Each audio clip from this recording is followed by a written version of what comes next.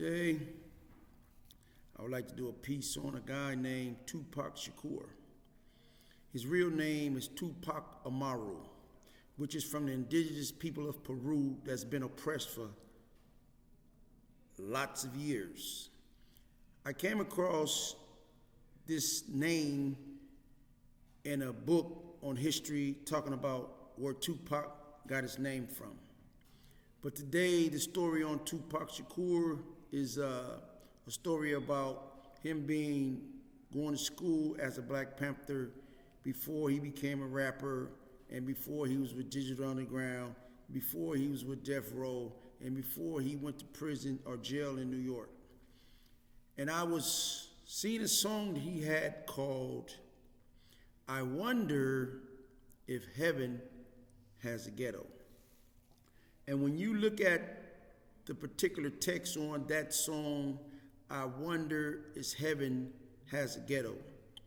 Why would a guy that's out on $1 million bond, that's a part of one of the biggest record labels in the United States, he have all the jewelry, he have all the cars, he have all the money, he have all the women he can get. But I was wondering, why was he wondering if heaven has a ghetto? Was he wondering, was it going to be gambling, drugs, guns, a lot of things going on in heaven?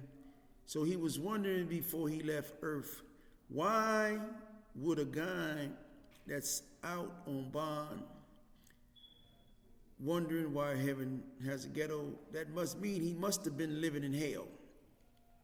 When a person is a celebrity and he never think about the bad things, he never think about looking at the bad things. He was in Dr. Dre's video, California, and he had another song called Live and Die in LA. And I was just wondering, why was a guy that's out on bond that wanted to know about heaven? So if I was in that position, would I be wondering about heaven, or I'd be wondering about having more fun before I left the earth?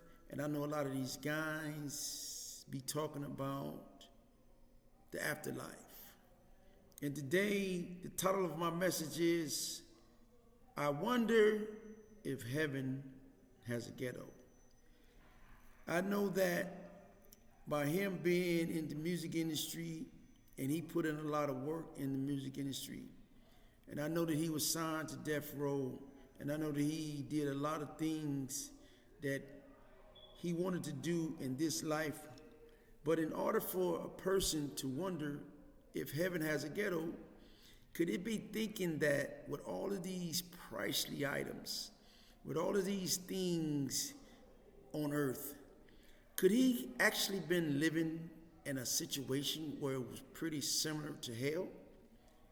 I know that a lot of times the Bible says that the wealth of the wicked is laid up for the righteous.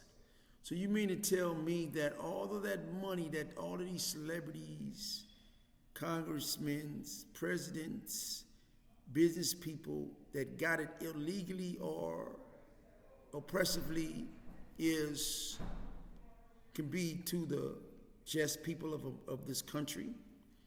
So today, with this particular sermon, and I'm going to do a part 2 to I Wonder If Heaven Has a Ghetto by Tupac Amaru, from the name come from the indigenous people of Peru.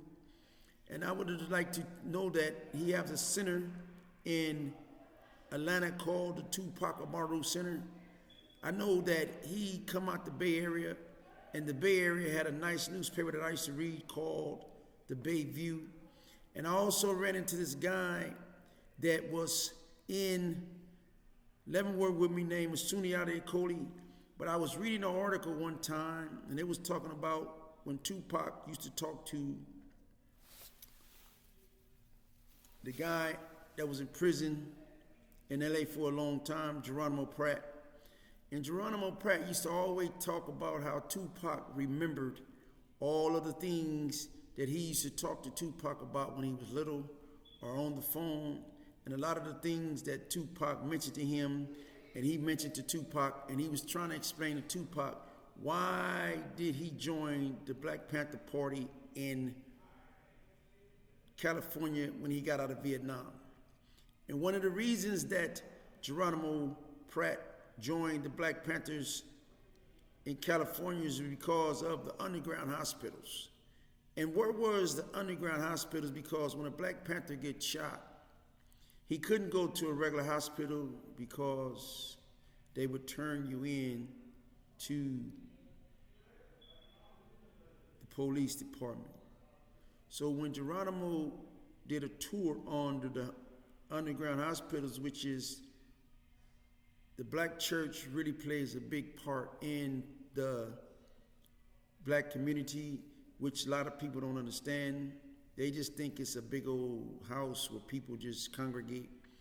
But a lot of people that understand the revolution and understand the things that sparks a revolution, you got to have a hospital. You got to have one of the three things that the Black Panthers always talked about was food, clothing, and shelter.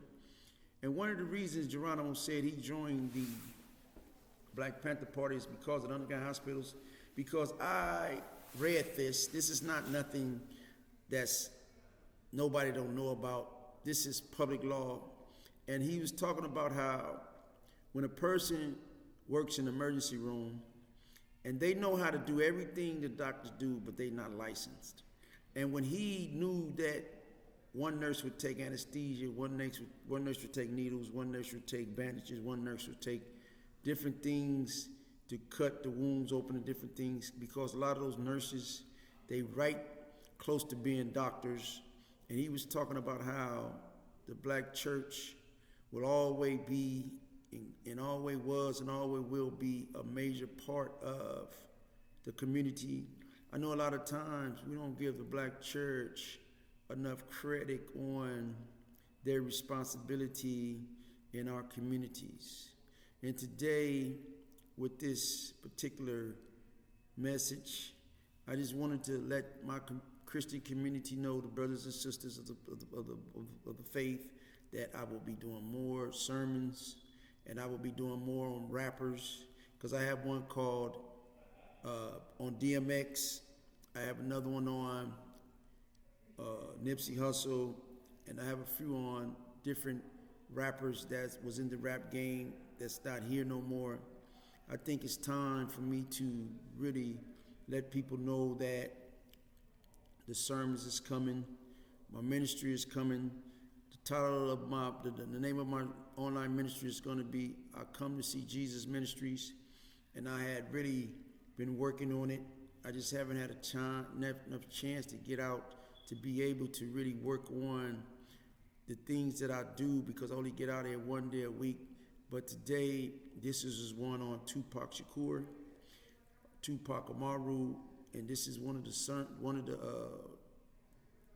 things I'm going to be talking about, because I see in society that Tupac actually was killed in Vegas, and I see that a lot of times things going on, and we really don't understand the history or the hidden signs inside of these rappers, or these way they do their raps, and the way they talk about heaven, and the way they talking about the ghetto, because we all live in the ghetto, we all from the hood, and we all got to be priests of our families, because we got to understand we got to go back to our families, we got to go back to our children's and deliver this message, because right now I see that there's a lot of mental issues out there, and I wanted to really talk about the issues that's going on in our community.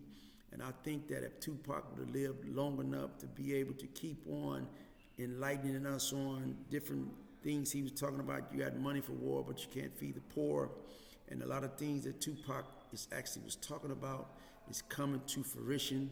And I just wanted to shed light on the indigenous people out of Peru called Tupac Amaru Indians.